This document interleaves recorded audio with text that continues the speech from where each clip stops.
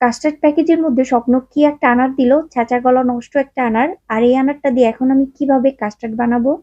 Hello everyone, আসসালামু আলাইকুম। কি অবস্থা সবার, কেমন আছো তোমরা? ওয়েলকাম ব্যাক টু জানাতে কিচেন ব্লগ। আজকে চলো স্বপ্নের 130 টাকা করে যে কাস্টার্ডের কম্বোটা আছে ওই কম্বোটা দিয়ে কাস্টার্ড তৈরি করা যাক। আর এই কাস্টার্ড কম্বোর মধ্যে কিন্তু রয়েছে একটা বেদেনা, একটা আপেল আর একটা কলা, আর রয়েছে কাস্টার্ড পাউডার। কাস্টার্ড পাউডারটা দেখে মনে হচ্ছে স্বপ্নেরই কাস্টার্ড পাউডার।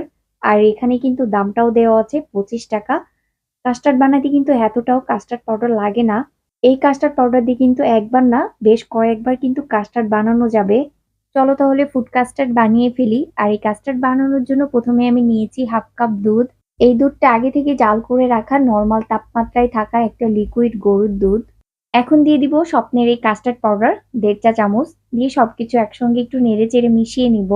আর এখানে কিন্তু গরম দুধ ব্যবহার করা যাবে না, রুম টেম্পারেচারে থাকা দুধটাই কিন্তু ব্যবহার করতে হবে। এখন এই কাস্টার্ড পাউডারের মিশ্রণটা ভালো করে মিশানো হয়ে গেলে এক সাইডে রেখে দিব। এখানে আমি 1 কেজি গরুর দুধকে জাল করে প্রায় 1/2 কেজি বানিয়ে নিয়েছি। এখন আমি এর মধ্যে দিয়ে দিচ্ছি চিনি। আমি আমার টেস্ট অনুযায়ী চিনিটা ব্যবহার করেছি। তোমরা তোমাদের টেস্ট অনুযায়ী চিনিটা একটু কম বেশি করে নিতে পারো। এখন নেড়ে চেড়ে একটু মিশিয়ে আবারও দুধটাকে একটু জাল করে নিব। এখন দিয়ে দিচ্ছি সেই গুলিয়ে রাখা কাস্টার্ড পাউডারের মিশ্রণটা। আর একটা প্যাচলার সাহায্যে অনবরত কিন্তু নেড়েই যেতে হবে যাতে ভিতরে দলা পেকে না যায়। আর এই কাস্টার্ড পাউডারের মিশ্রণটা দেওয়ার সময় অবশ্যই চুলার আঁচটা লোতে রাখতে হবে। চুলার আঁচটা কমিয়ে না রাখলে এর ভিতরে কিন্তু লামস তৈরি হয়ে যাবে।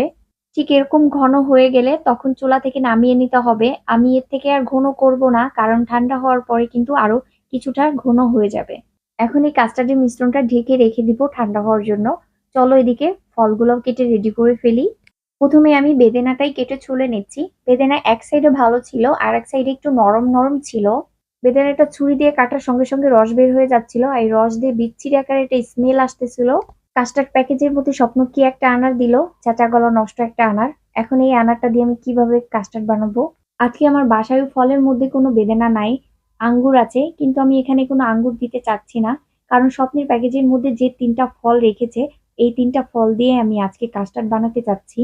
আর এই বেদেনার প্রতিটা দানার অংশ বেশিরভাগই ছিল নষ্ট। আজকে আমার কপালটাই খারাপ, সে কারণে পচা একটা বেদেনা পড়েছে। আসলে বেদেনাগুলো তো প্যাকেটিং করা ছিল, ধরে দেখার সুযোগ নাই। যাই হোক, আর কি করার। এর মধ্যে কিন্তু আমি আপেল আর কলাটাও কেটে নিয়েছি। আমি এই কাস্টার্ডের মিশ্রণটা ঠান্ডা হওয়ার পর একটা পাত্রে ঢেলে নর্মাল ফ্রিজে রেখে দিয়েছিলাম 1 ঘন্টা মতো। এখন কিন্তু এই মিশ্রণটা ঠান্ডা হওয়ার পর আগের থেকে অনেকটাই ঘন হয়ে গেছে। এখন এই ফলগুলা দিয়ে দিব। একটা চামচ দিয়ে ভালো করে সবকিছু নেড়েচেড়ে মিশাই নিব। কাস্টার্ডের মিশ্রণটা গরম থাকা অবস্থায় কোনোভাবেই কিন্তু ফল অ্যাড করা যাবে না। এতে করে কিন্তু ফলের কালারটাও চেঞ্জ হয়ে যাবে আর ফলের একটা সিদ্ধ ভাব চলে আসবে। এতে কিন্তু খেতেও ভালো লাগবে না। তোমরা চেষ্টা করবা পরিবেশনের আগ মুহূর্তে ফলগুলো অ্যাড করার। আগে থেকেই কাস্টার্ড মিশ্রণটা রেডি করে ফ্রিজে রেখে দিবা। পরিবেশনের আগে ফলগুলো অ্যাড করে নিলেই হয়ে যাবে।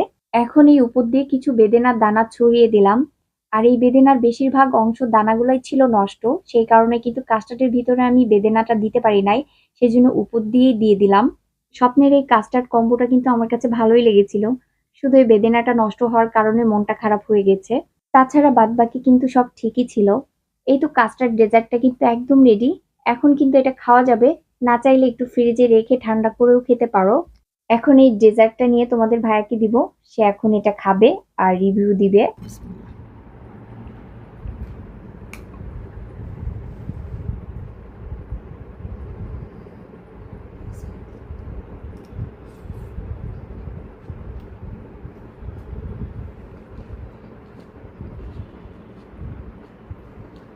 কাস্টার্ড বানানো কিন্তু খুবই সহজ। একবার দেখলেই কিন্তু যে কেউ বানাই নিতে পারে। আর যারা কিনা আমার ভিডিওগুলো দেখো তারা তো এই মুহূর্তে জেনেই গেছো যে তোমাদের ভাইয়া কি রিভিউ দিতে পারে। সে শুধু মাথা নাড়াবে আর হুঁ হুঁ করবে, এটা তার রিভিউ। এই তো ছিল আমার আজকের ভিডিও, স্বপ্নের কাস্টার্ড কম্বো দিয়ে কাস্টার্ড রেসিপি। আশা করি আমার এই আজকের রেসিপিটা তোমাদের কাছে সহজ লেগেছে। আর ভালো লাগলে একটু করে লাইক কমেন্ট শেয়ার করে দিও। এর সাথে আমার পেজটাকে ফলো দিয়ে চ্যানেলটাও সাবস্ক্রাইব করে দিও। তোমরা সবাই ভালো থেকো, সুস্থ থেকো। ভিডিওটি দেখার জন্য সবাইকে অসংখ্য ধন্যবাদ। আল্লাহ হাফেজ।